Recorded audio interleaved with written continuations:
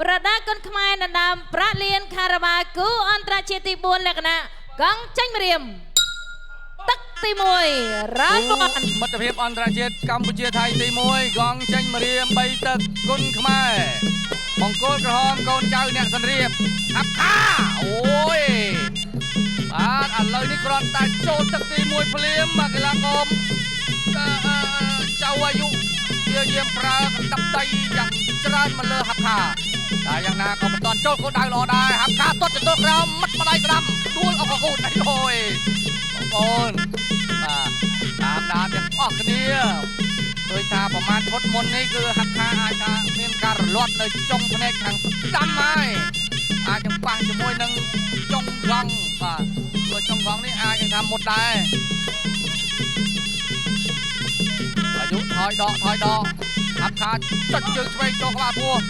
នេះដូរក្តាប់ដៃខុសរៀងខ្លួន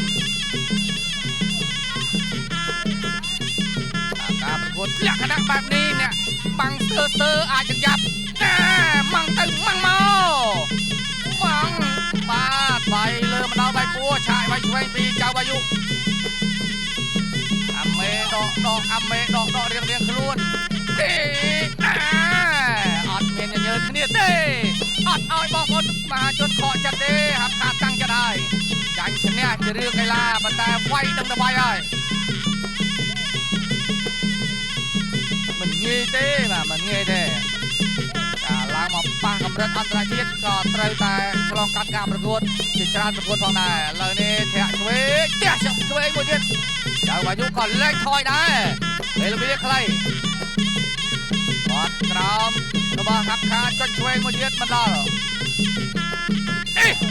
គាត់ដំចៅអាយុចាប់ជើងបានតាមដល់ឥឡូវនេះអោបជាប់ហាប់ខាអោបបច្ចេកទេសងោកឲ្យអឹបអត់ឲ្យចៅអាយុធ្វើអីបានពីយើងឡើងជង្គង់ចៅអាយុជីកាច់ព្រួលអូយតែបងប្អូនរបស់ល្អមិនបាច់អួតច្រើនទេតែនេះគឺជាលើកដំបូងអាចថាធ្វើឲ្យហាប់ខាមានអារម្មណ៍បាទភ័យអនៅតែអាចនឹងពាក់ព័ន្ធដល់ថាភាពរហ័សរហួនឃ្លាវខ្លារបស់គេតែណែយើងមើលទៅភាពខ្លាចអត់មានទេណាអត់មានខ្លាចទេបាទអត់មានថាខ្លាចទេបរទេសមកពីណាមិនខ្លាចទេគុណខ្មែរលក្ខខណ្ឌប៉ុនគ្នាក៏លោប៉ុនគ្នាអត់មានពាក្យថាញញើតផ្ទះឆ្វេងពោះទាំងអូយ1មកដៃនេះបាទពិតជាធ្ងន់3វាយុងើបទេចុងទឹកហើយ5ចុងទឹកហើយ7ពោះទឹកចុងអង្គជនីផុតវាយុងើបទេអត់ងើបទេទៅត្រឹមទឹកទី1បានទៅលើបង្គោលក្រហមហាប់ខា